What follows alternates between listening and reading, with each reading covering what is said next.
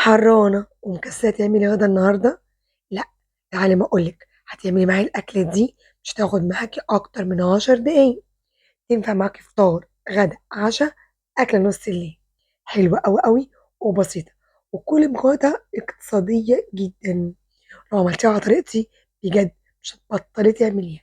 شايفين البطاطس؟ زبدة حلوة أوي أوي، جميلة اقتصادية ونباتية، تنفع معاكي في أي وقت.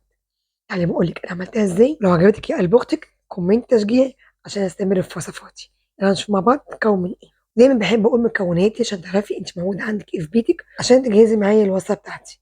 أنا معايا حوالي نُص كيلو بطاطس، المرة دي أنا مقطّعة صوابع. هتقولي لي ليه؟ عشان قُلنا دي أكلة 10 دقايق عشان ما تاخدش معايا وقت في السوا.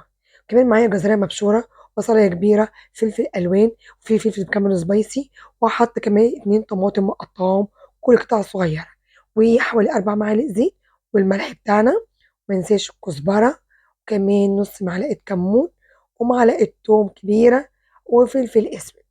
هتستغني عن الفلفل الأسود ما فيش أي مشكلة، تمام. وما انساش كوباية المَيّة بتاعتي اللي هتساعد في السوا. كده حاجتي جاهزة.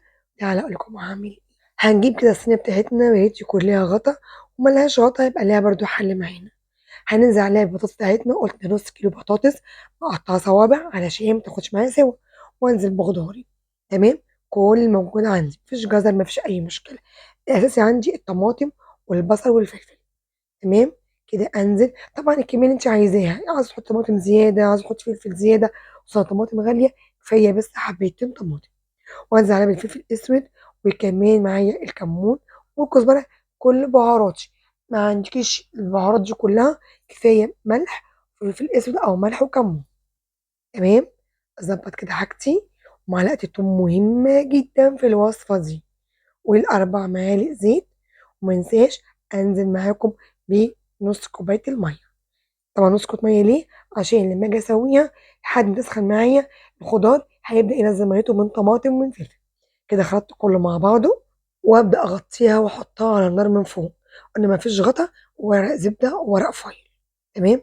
سِبناها 10 دقايق وده شكلها. بُصّوا بقى الجمال. عايزة أقول لكم إن هي على النار ما خدتش 10 دقايق، بس مجرد ما قلبتها تقلبتين كده.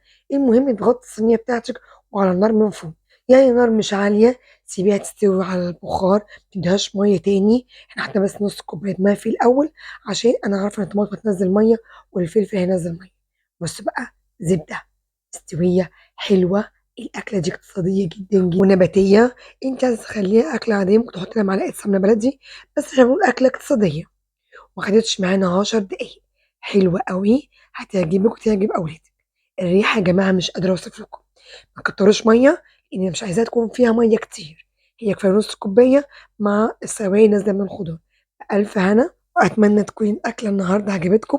يالّا بقى كومنت تشجيعي، ولو مش متابعين تابعوني. بألف هنا، مع تحياتي ميري أنور.